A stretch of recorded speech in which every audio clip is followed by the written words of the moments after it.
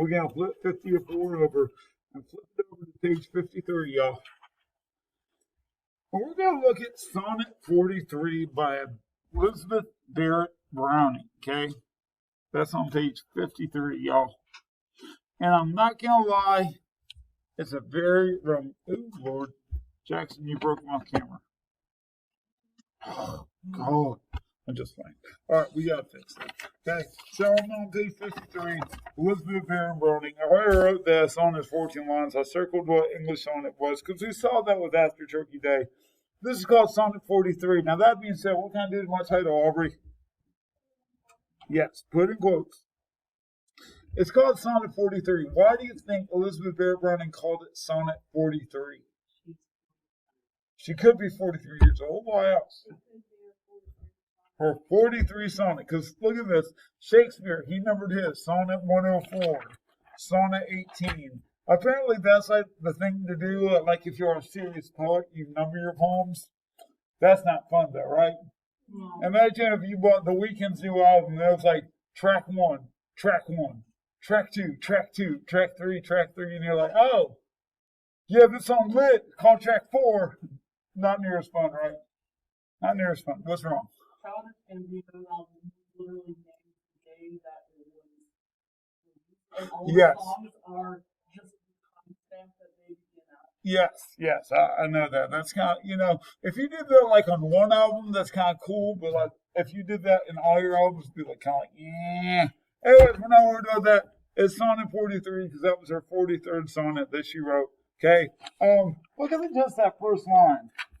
How do I love thee? Let me count the ways. How many of y'all heard something like that before? How do I love thee? Let me count the ways. There we go. I know, like you hear that in movies and TV shows, and Looney Tunes, like Pepe Le Pew, like, how do I love thee? Let me count the ways. 1, 2. Excuse me. So that's me. So here we go. Psalm 43. Elizabeth Barrett Browning. How do I love thee?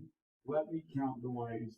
I love thee to the death and breath and height and soul can reach from feeling out of sight to the ends of being an ideal grace. I love thee to the level of every day's most quiet being, by sun and candlelight. I love thee freely, as men strive for right. I love thee purely, as they turn from praise.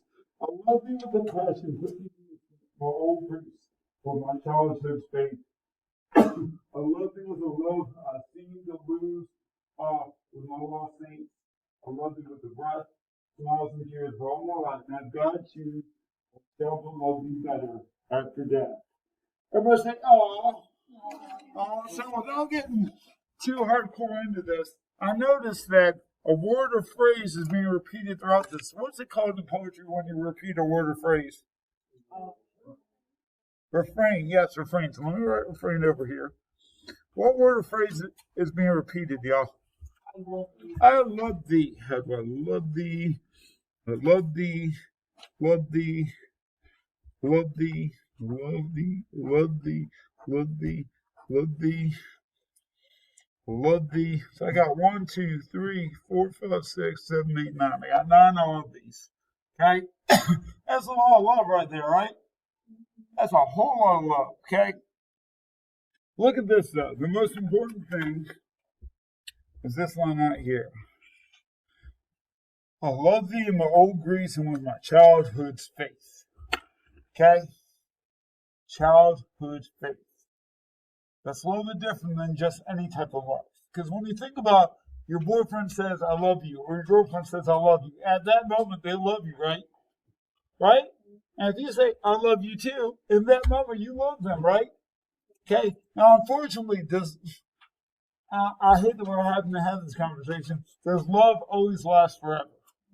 No. Some of you guys out come from homes where mom and dad just aren't together anymore. Maybe grown and girl, but aren't together anymore for whatever reason. Love has a potential lasting perfect, but it doesn't always work out perfectly. Okay. Now that being said, though, when somebody says I love you, in that moment they do love you, and if you say I love you back, in that moment you love them. But there's brotherly love, there's sisterly love, there's like lust love, and then there's like just love of loving, being around somebody like friends. This is childhood faith, though. Okay, does anybody know the difference? I know that's kind of a weird question. So check it out, Catherine. A 4-year-old comes up to you and sits down right now. I got to tell you something. I'm crazy. I'm crazy. Take a pass. If you get me, play. You fly up into the sky. 8 times. Custer is going to land on the roof. He's going to tie down the tree. He's going to come in. He's going to leave all sorts of toys under that Christmas tree. And then he's going to go out the chimney and get back into the go to Ethan's house, tie down the chimney. He's going to eat the milk and the cookies. And all the toys for Ethan. And then he's going to go all over the water one night that we all over the water one night. That child questions science in that situation. No, childhood faith. They don't think twice. Okay, how's that mean? That's in there for you. I got to tell you about time. You hurry up on my house. Your basketball. Over the house. In the morning, I had to look for them. And then say, get in the house to Danielle's house and leave a basketball toys. Kids think twice about this. How terrifying a giant bunny comes to your house to fall asleep. No. Danielle loses this, Danielle sends it for little close to look under. Are we good? And you might two come out and go, my mama said I put it in a bag, underneath my pillow. And what I said, go to my house and leave me a bag of quarters in the morning. I said, okay. Does that child think twice? No, because what type of faith is that, y'all? Why? Childhood faith. What's wrong? When I saw that, I was thinking like how like the kid was like, my dad can lift 100 fire trucks. He has $1 million. Yes. It's like just as that truly you don't think twice about that's a childhood faith. So if someone tells you they love you as a childhood faith, that is the pure form of love right there because they don't question, they don't think twice, they don't think about anything because it's I love you so much. Casey's voice say I love you and she can say I love you back and she's like, is he texting another girl? When he says he's going to work, is he really going to Daniel softball practice? Is he really going to church or is he going to hang out with Lauren? Is he really texting Keston on the spot? And even though she says I love you, you have to worry about childhood faith. No, not at all. Not at all. When Jackson talks to her fiance, he's like, Beyonce, I love you. But if he's also going, but do you love Harry Styles more than me? If he's got to worry about that, it's not a childhood faith. But when you don't have to question, it's the best meal in the world. Like, think about how many have a little brother or sister or a little cousin. When they come give you a hug and they say, I love you, do you have to think twice about that love? No, because it's, oh. Yeah, so your brother's closer to your age. Now, if he was like 2 and said, hey, buddy, I love you, you don't have to think twice about that, right? Because you know they love you. Like, Connie, your brother's too close in age where if he says he loves you, you make like, what you want, bro. You're going to stab me when you come over or something. If it's a little like, how old is Hayden? 9. That's starting to get questionable right there, because if she was 5 and she's like, Lordy, I love you, you would be like, I love you too. But no, at 9, she may be like, she ready to shank you. No! You're too close to Dave's age too, where, there's I love you, but then there's also like, punch you in like 1 minute later. Okay? So, if nothing else, check this out. Let's write this in here. The reason why this is so important is the most powerful form of love. Ethan, I'm not trying to embarrass you. Your brother is old enough where you guys totally don't fight near like you used to when you were little. So for you to say, hey man, I love you, or for him to say, I love you, love you, that's a little bit more like it's family love going on right there. Whereas 5, 6 years ago, it may have been like, boom, punch in the face. Ethan waits at night in the corner lurking for John Thomas to get up to go to the bathroom so he can RKO him. Boom! No! It was powerful form of love. Okay? So, nothing else. When Aaron Thompson goes home and Cindy says, "Baby cakes, what did you learn at school today, sugar baby?" She can say, "Well, Mom, I learned that a child's faith is the most powerful form of what, y'all? Love." Does your mom call you sugar booty or baby cakes? Well, darn it, she should. I don't know.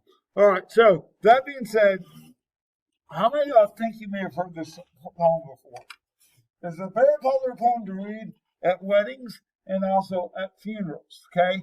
The reason why at funerals, if God choose, I shall but love thee better after what?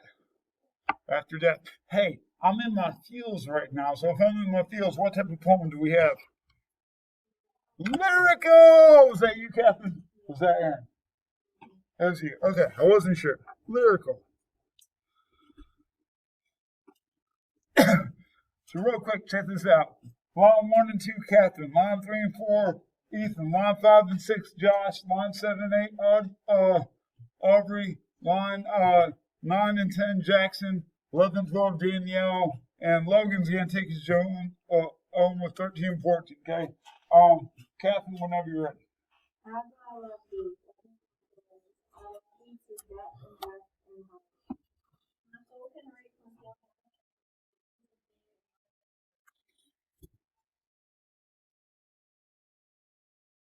Yeah. I love thee.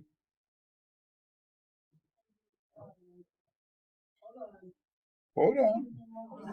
I love thee.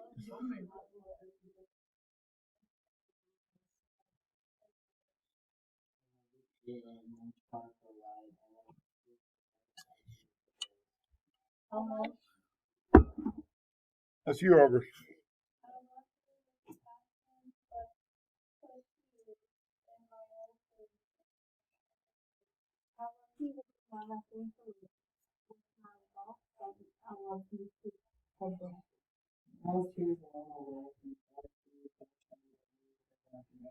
Did I mess that up?